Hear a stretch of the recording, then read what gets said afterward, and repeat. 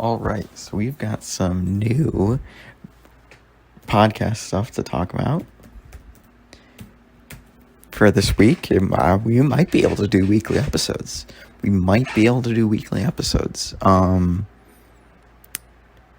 Just because of how much is developing and not much is developing, but the main thing I wanted to start this podcast out with was another new name change. So we've got a new name change. It's a controversial one for certain people vis-a-vis me. Luke has changed his name this year. He's an annual name changer, so I wouldn't have expected anything less, and I always love Luke's names. They're always good. But this year, his name is Footchiken Need a Woman in His Life.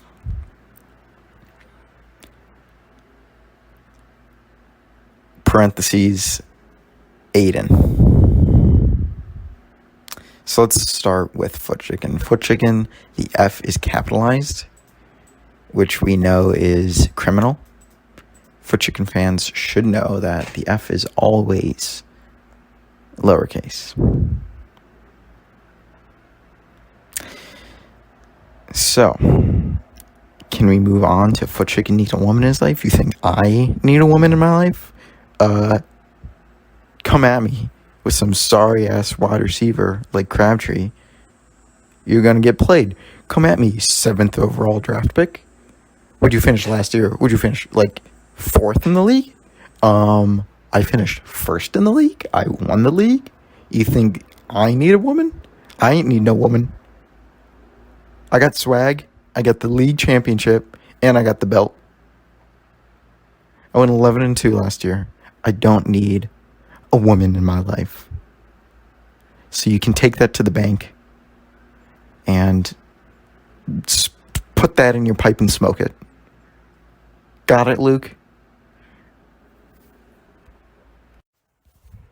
All right, we're going to get into some fun Justice League talk. So this is looking back on the Justice League, at the history a little bit, but mainly just talking about the Justice League since, I don't know, there's not too many other football stories out right now. The camps obviously have started, but nothing crazy's happened really, except for maybe a couple fights. Daniel Jones got into a fight or something like that. I don't know. But all these articles are ESPN Plus, and I'm not trying to buy ESPN Plus. You know what I mean? Why would I buy that when I can just, I don't know, listen to part of my take or watch the actual games or read other free articles? Why would I buy ESPN Plus? Anyways. Oh, by the way, the woman that I like... No, that's not her. Okay, never mind. Oh, Field Yates is Matthew Berry's sidekick, by the way. Finally got that down. But I still don't know who the woman is. I'll figure it out. She's not on Matthew Berry's show, but... because that person's name is Stephanie. So I'll figure it out for you guys. Don't you worry. I will figure it out. Okay, so what we're talking about, let's get to it, is Mount Rushmore of Justice League fantasy football seasons. So if you don't know how Mount Rushmore works, it's pretty self-explanatory. It's Mount Rushmore. It's the 4 best is I guess the situation, because there's, Mount Rushmore. It's the presidents carved into the mountain. So, yeah, let's jump into it. Do I do honorable mentions first, or do I do Mount Rushmore first? I'm not sure. Some of this is passion. I didn't really go in depth into the stats. I use the stats to help me differentiate it a little bit, but most of it was, looking at it, what it meant to the league, and all that stuff. And so let's start with,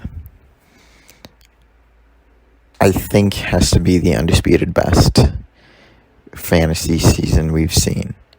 Even you can say what you want, but I think I think it has to be. It literally has to be. You couldn't tell me differently, because it was just such a dominant performance, and I don't think we appreciated it at the time, but we're gonna appreciate it right now. You and me both. 2018 Dominus Natural. It was Dominus Natural's inaugural season into the league. Connor was introduced, and we expanded to 10 teams, I believe, that year. 1, 2, 3, 4, 5, 6, 7, 8, 9, 10. Yep. So this is inaugural year. My internet is going very slowly right now, so I apologize. Draft. Wow, the draft took place crazy early. This is nuts. I wonder why we drafted so early. But we drafted Wednesday, August 15th at 3:45 p.m. Snake draft, 60 seconds per pick. Connor got pick number 9. So, yeah. Okay. Weird. Interesting. All right. Connor got pick number 9. He took Kareem Hunt, who I'm guessing was on the Chiefs at the time. Took Kareem Hunt in the first round with Odell Beckham Jr. in the second round. Interesting. Then Joe Mixon, Stephon Diggs, Marvin Jones Jr., Ronald Jones, Evan Ingram, Corey Davis, Jimmy Garoppolo, Cooper Kupp, Marquise Lee, James White, the Texans defense at 13th round, Greg Zuerlein, the Rams kicker, then get out of here. He took Patrick Mahomes, round 15 in the 2018 draft. Oh my gosh. I mean, that's just a classic. And then Danny Amendola in round 16. That is an absolute classic. Round 15, Kansas City quarterback Patrick Mahomes. Oh my gosh. That is hilarious. That is absolutely hilarious. Patrick Mahomes threw for 5,000 yards, had 50 touchdowns, 20 interceptions. Oh my God. That's hilarious. He rushed for 272 yards, 2 touchdowns. Fumbled the ball twice. That is crazy. Also, this is crazy. Patrick Mahomes only had 2 rushing touchdowns last. He's only had 2 rushing touchdowns every year.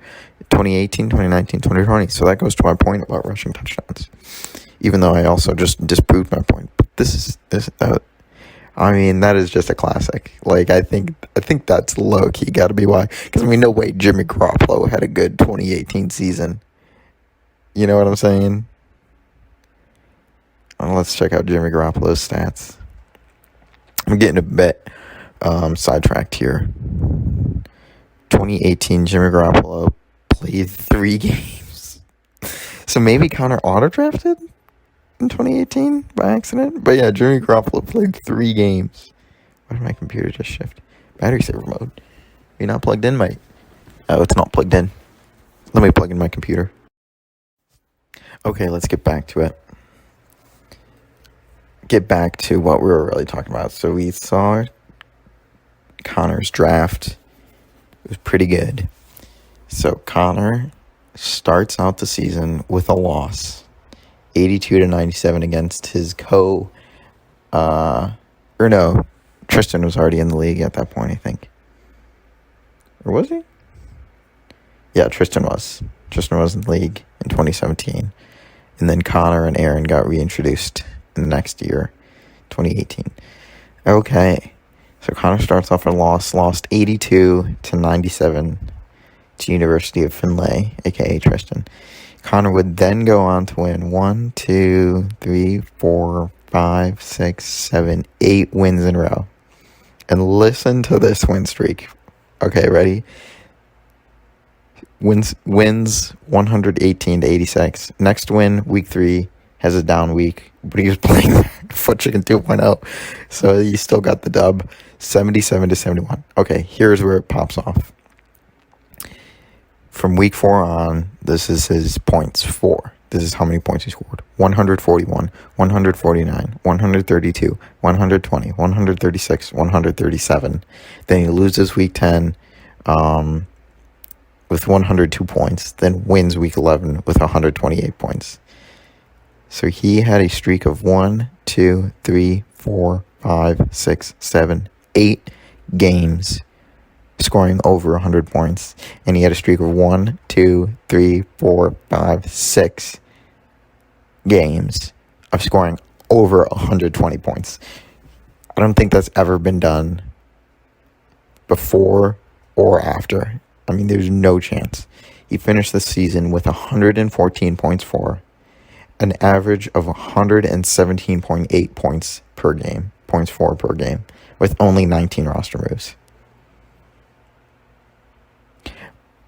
He didn't win the league, no, but he made it to the championship, and he lost to Tristan. Surprisingly bad, 93-62. So he surprisingly got shut out. Maybe they benched Mahomes or something that week. But I think that is easily the best season the Justice League has ever seen. Okay, moving on. I want to tip my cap to another great season.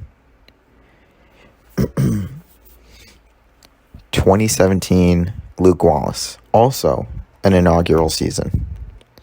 So 2017, Luke Wallace, his first season in the league. He goes 9-3, same as Connor, who went 9-3 in 2018. And just had a double decent year. So let's check out his draft recap again. I thought that was a nice little thing that we did.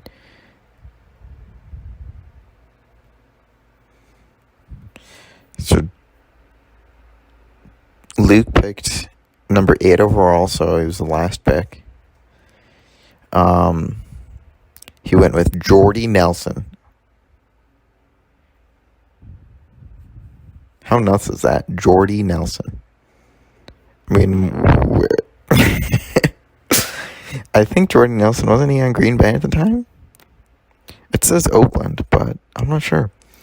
And then he went Jordy Nelson, then Rob Gronkowski. I'm not trashing Luke's pick. I'm just saying Jordy Nelson is an old name, like a very old name. Not that old, obviously. It's only 4 years, but still. Then he went Jordy Nelson, Rob Gronkowski, Zeke, and Leonard Fournette. 2 great 3rd and 4th round picks. I mean, Zeke probably had himself a year that year. That's what I'm guessing. And then Carlos Hyde, Keenan Allen, Kelvin Benjamin, Joe Mixon, Mark Ingram, Russ Wilson, Mike Wallace, Terrence West, Dan Bailey, Patriots D. Wow, Patriots D, 16th round. Interesting.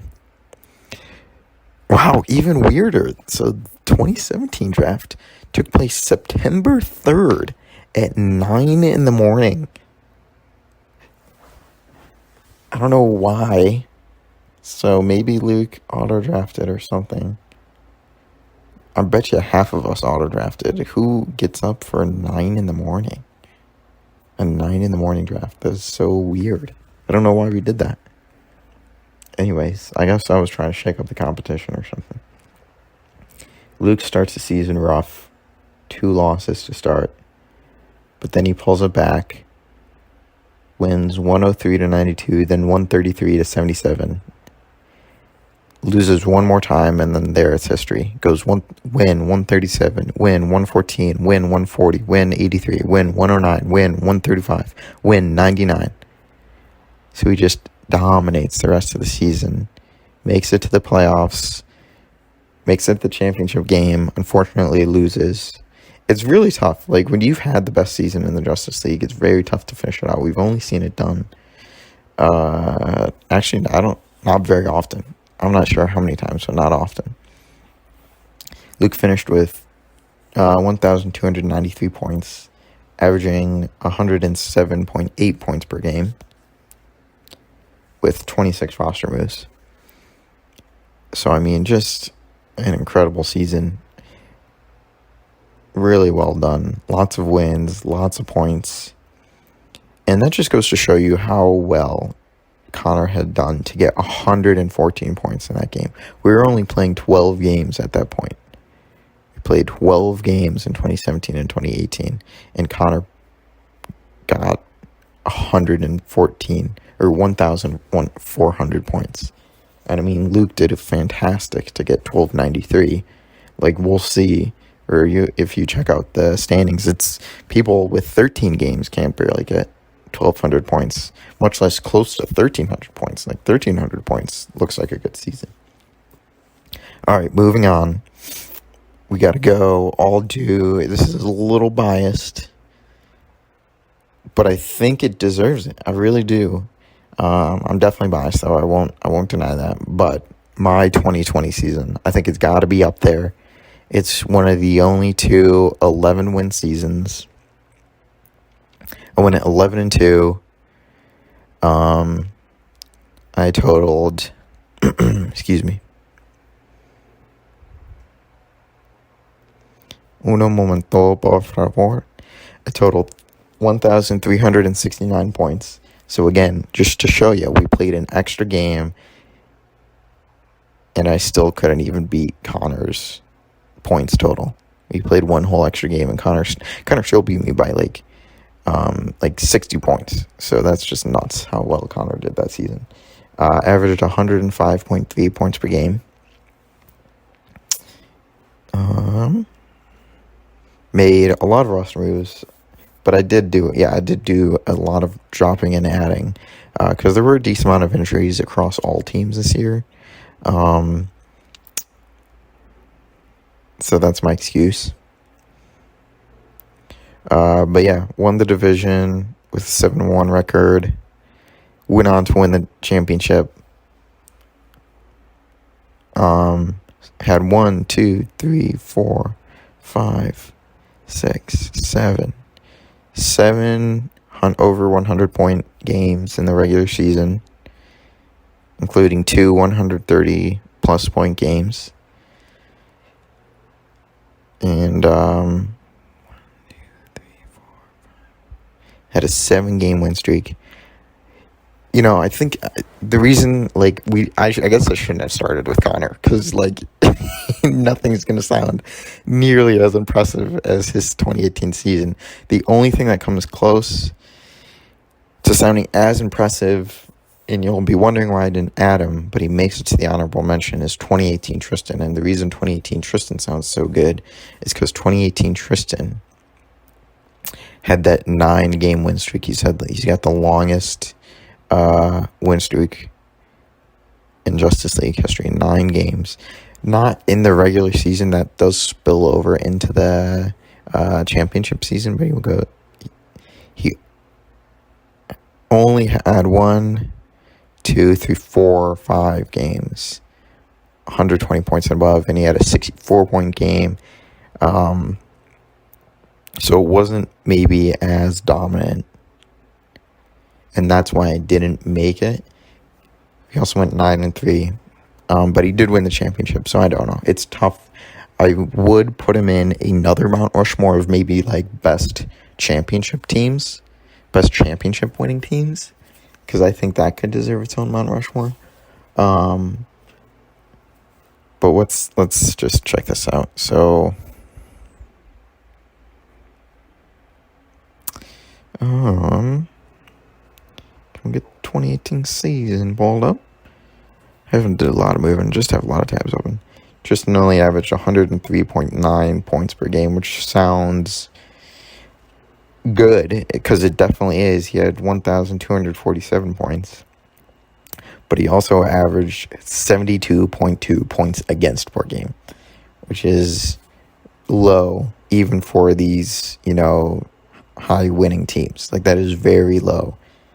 That was the lowest in the league. In the league in 2018, everyone else, like, the other points against per games was 90, 100.9, 87.7, 90.3, 88, 94.5, 99, 99, 97. Like, those are very high. So that's a little bit why I didn't give him the glory, laud, and honor that he might deserve. But the last team I want to add to the Mount Rushmore is 2015 Aidan. 2015 Aidan, inaugural season of the Justice League. And we saw our first, extended win streak with Aidan. I mean, he just had such a great season. And another thing that I want to point to is the reason I want to give him this honor is one of his games. He just absolutely, he's got the highest, I'm pretty sure the highest scoring game in Justice League history. So Aidan goes on a 1, 2, 3, 4, 5, 6, 7. So we went 7-0 to start the season. And finished with a 10-3 record. Two teams that year finished with 10 wins. So it was a very high winning year. I know I didn't draft recap mine, but that's because you can just go look at it. But we can draft recap Aidan. Whoa! What were we doing in the early years of the Justice League? I don't know what we were doing, but we drafted Wednesday, July 29th, my birthday, at 2:30 p.m. 90 seconds per pick. No clue why we drafted that early. This 2015 would have been the start of junior year of high school. So maybe we were all hanging out. Maybe it was my birthday and we were hanging out and we're like, let's just do the fantasy draft now or something like that. I have no clue. But Aidan starts by picking Aaron Rodgers, round 1. He picked Rodgers, DeMarco Murray, Demaryius Thomas, Julio Jones, Alfred Morris, Greg Olsen, Bills defense. He picked a defense in the 7th round. Okay. Jonathan Stewart, Frank Gore, Steve Hauschka, classic Aidan, Cam Newton, Latavius Murray, Amari Cooper, Jeremy Maclin, Broncos defense, and Eagles defense. So Aidan had a solid 3 defenses. I think we just didn't know how to draft. I think we were all just really bad at drafting or something. Or maybe like, I don't know. I don't want to say it like that harshly, but I guess the reason I'm saying that is because, like, how did some of these players fall? Like, surely people in other leagues could have seen, the success of some of these guys. But I guess they were still rookies. Like, Mike Evans went round 8 to down goes Frazier. Pretty sure Jonathan Stewart had a great year. I don't know. I'm just thinking, like, how the heck did Aidan get some of these picks so late? And I think it's just because we can't draft. Anyways, that's not the point. That's besides the point. 2015 Aidan was just dominant. He had a game where he scored 166 points. Never before seen in the Justice League. So there it is. There's your Mount Rushmore. To recap, it was 2018 Connor, 2017 Luke, 2020 Johnny, 2015 Aidan. And the Mount Rushmore of honorable mentions is 2015 Matthew, went 10-3, was the only team, or was the first team to beat Aidan, knock him off his throne. Had a little bit worse stat lines, Still put up excellent numbers, so definitely deserves some glory. 2019 Matt is also an honorable mention. First 10-win team since the 2015 season. A little bit overrated though, because, and I don't want to be too blasé, because I think Matt did great. Don't want to take anything away from him, but that was probably one of the worst seasons in Justice League history as a league. Like, no one really had a standout season besides Matt, and Matt's standout season, 2019, let me pull this up, he only averaged 92.7 points for per game. There was no one who averaged above 100 points for per game that season. Like, no one really did well. Matt was the only, like, Uncle Ron, Aaron, got an 8-win season, but that was the second highest win. There was 1, 2, 3, 7, and 6 teams. 1, 2, 3, 5, and 8 teams. So it was just, or there were 4, 7, and 6 teams. So there was just not much going on that year. But I mean, still, like, credit to Matt for taking advantage of that, but wouldn't be in the top of all seasons. 2018 Tristan, obviously dominant, gets that shout out. And then 2016 Alex. 2016 Alex was the only other team to get 11 wins in a season, but he wasn't as dominant. So he did exceptionally well, no doubt. He had 1,347 points, so very high points for, averaged 103.6 points for per game. But what we're going to kind of take away from it is that it was a 6-man league. It was early on. We didn't really know how to draft, clearly.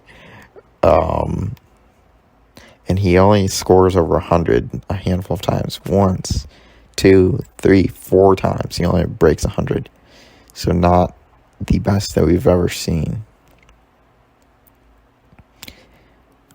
And he loses in the final. So anyways, there you have it. That's the Mount Rushmore of Justice League fantasy seasons. Let me know if you guys disagree or agree. I think those 4 have got to be some of the best we've seen.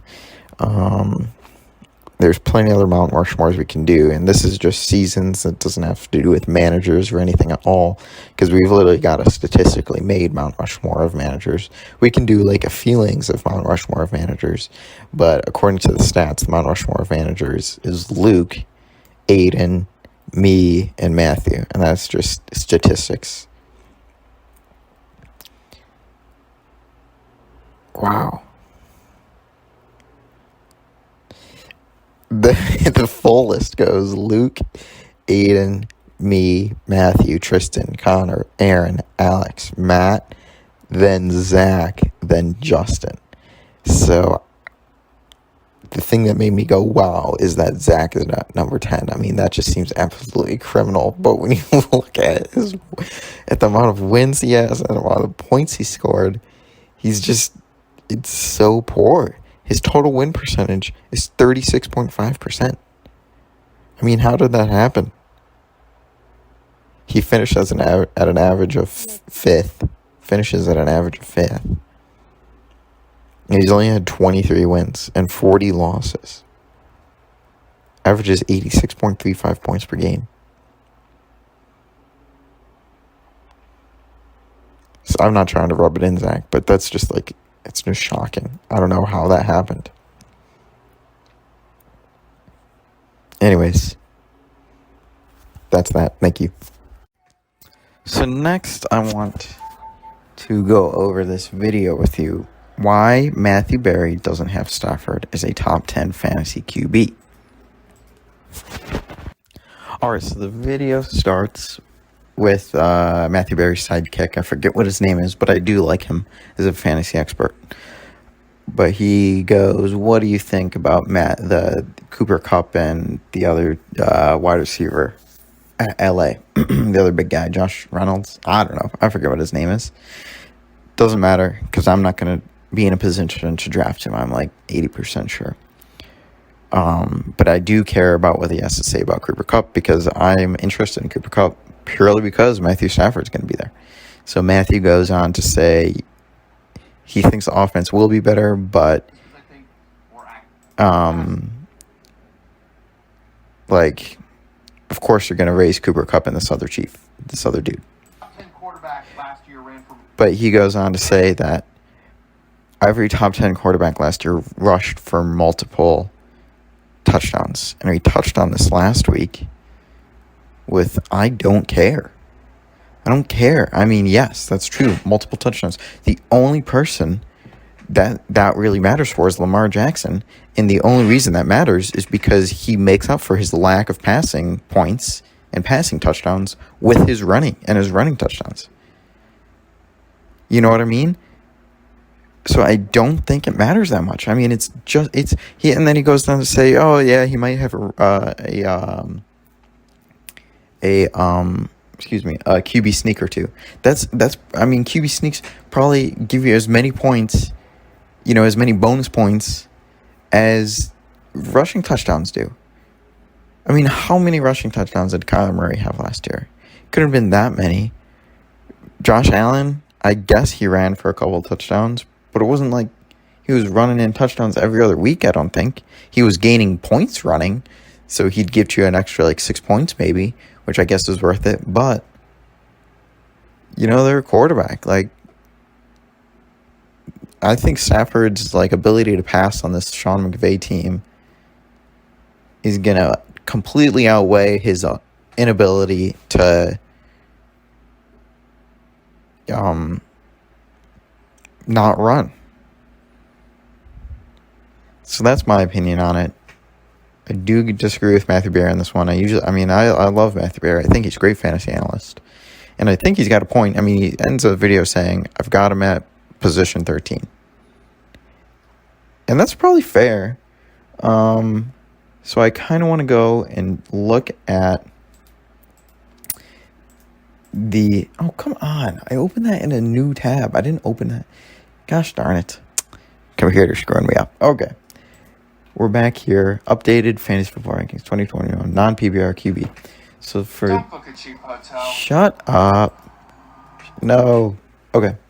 So, top 10 for them is Pat Mahomes, Josh Allen, Kyler Murray, Dak Prescott, Lamar Jackson, Aaron Rodgers, Justin Herbert, Russell Wilson, Tom Brady, Jalen Hurts. You're telling me Aaron Rodgers is getting a lot of rushing touchdowns? No. So you don't think Matthew Stafford... I mean, okay, that's definitely a little bit biased, but I think Matthew Stafford could very well have the production that Rodgers has, with a better offense and a better team. I think he could be up there, enough to be in the top 10. Justin Herbert, I'm 90% sure, did not have many, if any, rushing touchdowns last season. I mean, let me check this out.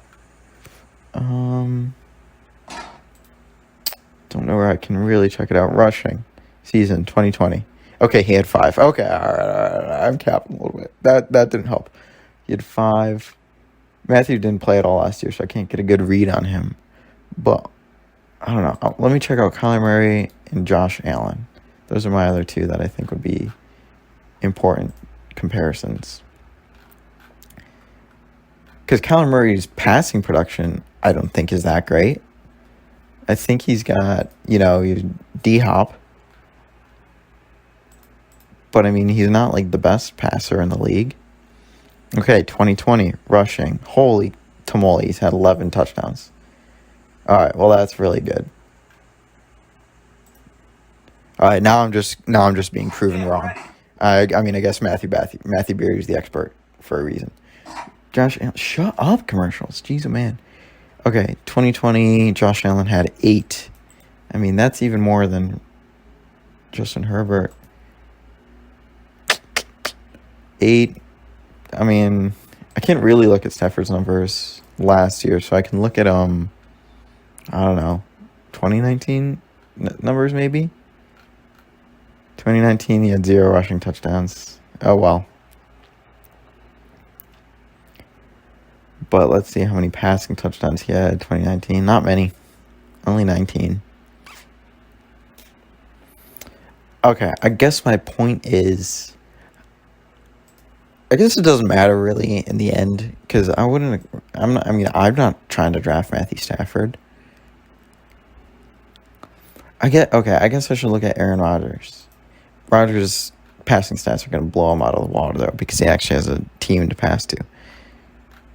Rushing touchdowns, he had 3. Did not know that. But I feel like Matthew could easily get 3 rushing touchdowns on the Rams. I feel like that's possible. Anyways, I'm rambling a little bit now, but Matthew Stafford, not top 10 quarterback. I guess that's fair in the fantasy sense. I mean, Tom Brady couldn't have had that many rushing touchdowns last year, could he? Let's check it out. Tom Brady had 3 too. Dang. Okay, so maybe I am too optimistic about Stafford. Anyways, so the list goes Mahomes, Allen, Murray, Prescott, Jackson, Rodgers, Herbert, Wilson, Brady, Hurts. Jalen Hurts is in the top 10. Jeez, oh man. I mean, I want to know what Matthew Berry has to say about that. Is he really a top 10 quarterback? A fantasy quarterback? Band practice, soccer, whatever. Shut up. Jeez, oh man. I've got this freaking site muted and yet it's still... Okay. I guess I would want Burrow before Hurts. And I'm going to be a Tom Brady hater or doubter, unfortunately. But I would take Burrow before Tom Brady too. But yes, I would take Mahomes, Josh Allen, Kyler Murray, Dak Prescott. I probably wouldn't take Lamar Jackson because I think he's an electric talent, but he's not an electric fantasy football talent. So, anyways, do with what you will. That was the first little tidbit that I wanted to bring up and just discuss with myself a little bit, figure it out. And I did. And Matthew Berry was right. And that's why you don't doubt Matthew Berry. Do everything Matthew Berry says. He's smart. Julio trade. Yeah, Julio's on the Tennessee Titans. Everyone should know that by now. I guess the next thing that we could do is talk about Carson Wentz.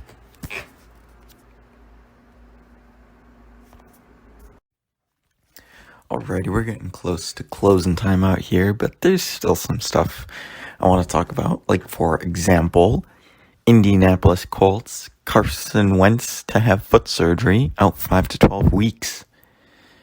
So Wentz felt a twinge in his foot when he rolled out and planted to throw late in Thursday's practice. Offensive coordinator Marcus Brady said. What else did it say? The Colts met with multiple doctors to see what the best recovery process was. Yada, yada, yada. Don't really care. He's injured. I don't really care about the injury, like specifically what it is that much. Obviously, I feel bad for Carson Wentz. That's a bummer. I wouldn't want to re-injure an old injury. 7 surgery on Monday. When is the article written? August 2nd. So, wow. So he had surgery very soon after. So he's already had the surgery. By the time this will come out.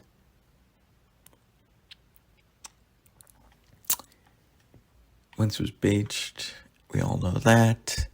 Suffered a torn ACL in 2017. Alright, this is what we want. The Colts, despite knowing Wentz's injury history, lack experience at quarterback. Jacob Eason, Sam Ellinger,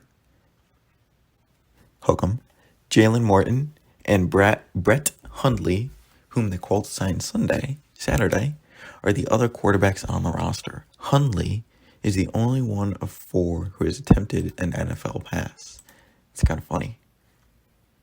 Hundley played at UCLA, was drafted in 2015, and he's still in the league. Good for him. Okay.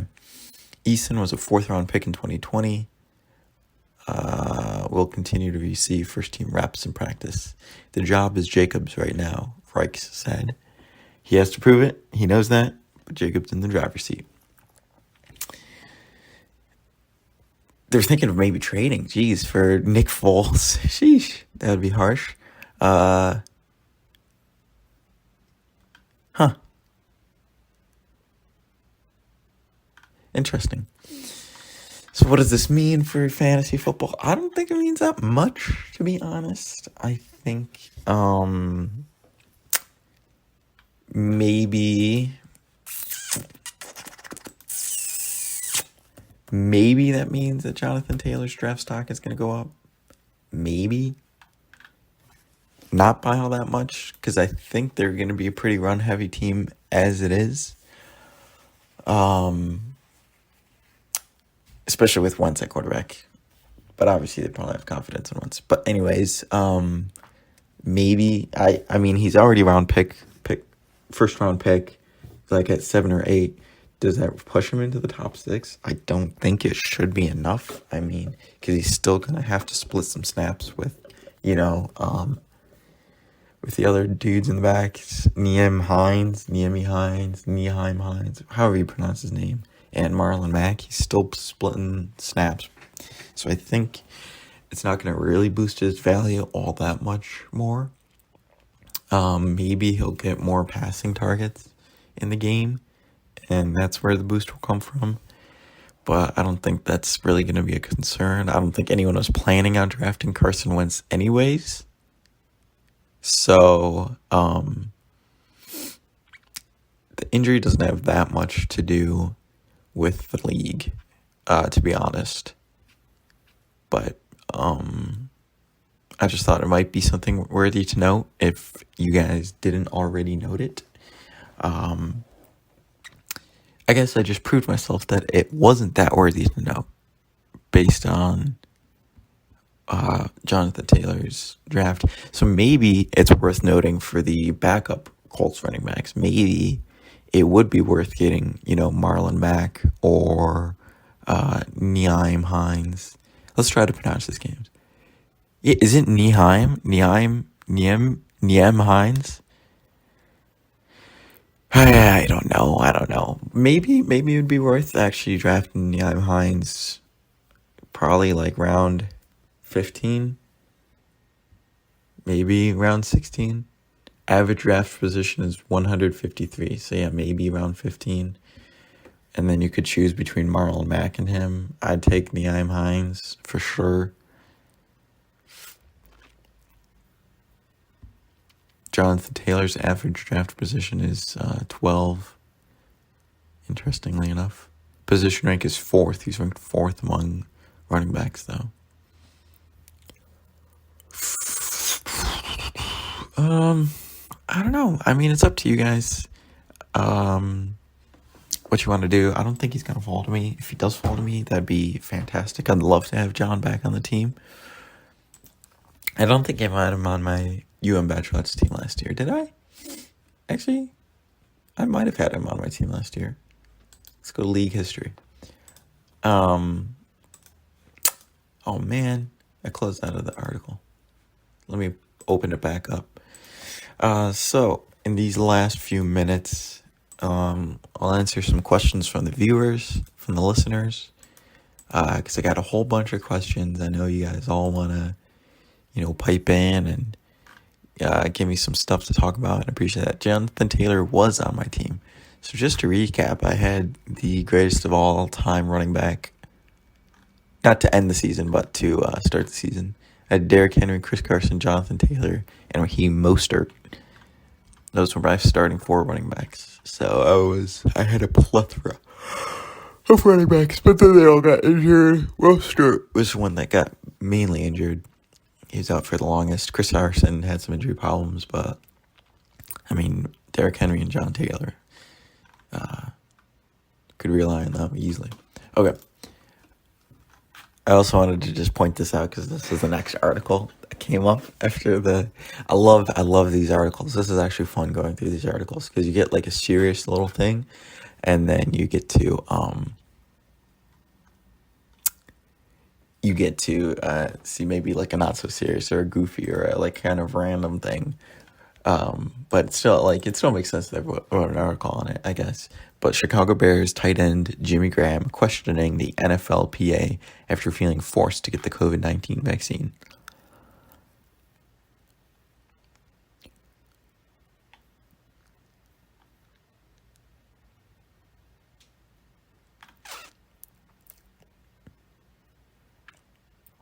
Sorry for the dead air. I'm just trying to read this article because it just came up. Looking for anything funny, but there isn't really anything funny. I don't know. I don't know what his point was. I don't know what the point of the ESPN article was, really. It was just a tweet that he did. It's kind of funny. Like, you have to write a whole ass article because they're really scrounging for sticks or whatever. Like, they cannot find anything better to write about. Sometimes, I swear. Anyways, questions for the fans. I'm just joking. I didn't have any questions from the fans. I just wanted to make it sound like I had questions from the fans. So the only question we did get was, John, do you like Imagine Dragons? And I think that's a great question. I think the Imagine Dragons are not that bad. You can hate them all you want. You can say they're basic, whatever. But, some of the music's fun to listen to. Like, I'm pretty sure they're not out here trying to make, they're not trying to change the world with the music, I don't think. I think they're just trying to make good music and make music that people like to listen to. So can you really fault them for that? No, I don't think so. And I think they're doing a good job. Like, they're pretty easy to listen to. A couple of their tunes. I don't listen to their full, discography, but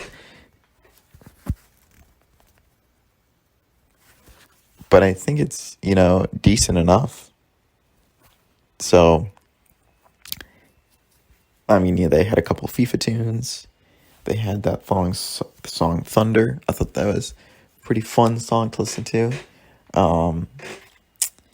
And basically they were shouting out all the haters in that. Like, they don't care. You're in the nosebleeds while he's performing, baby. So, what you got to say about that? What's that say about you? You're dissing on this guy, and he's in a sold-out arena. So, boom. Suck on that.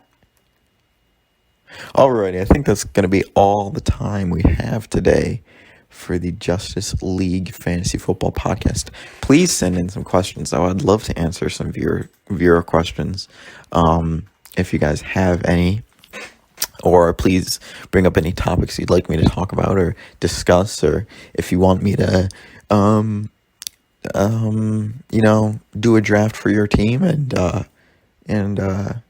or evaluate your team or give you some critique, let me know. Just so you know, I'm not an expert. Far from it. I've just won the league twice. I've won the league twice. So,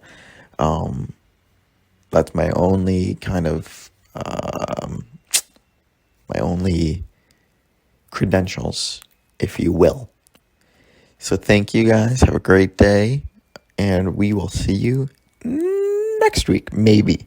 I am running out of topics to talk about fast. I could do more Mount Rushmores, or I could do more Justice League history, but I'm definitely running out of topics fast. So we'll see.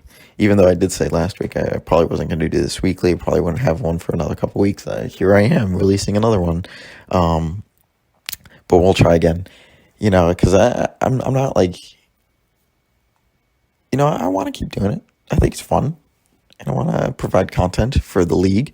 But, there's just not going to be much content until, the draft starts. And we're not even having the draft for another month. So there's another 4 weeks of content I got to get through. I guess maybe I could watch a couple preseason games and point out people that I'm liking and stuff like that. Provide commentary to part of my take, because I like to hear what they have to say, even though they joke around that they're, not the best analysts. I think they usually provide cool things to think about, and they always bring on, neat people onto their show that have a lot to say about the NFL, and so they're definitely worth listening, worth hearing about if you want to get better at fantasy. Alrighty, I went on for a little bit longer. I already did my outro basically, so let's just do it again. Thanks for listening, and I will not see you when you're older, because I don't see you guys, but I'll leave you with this. Don't go changing.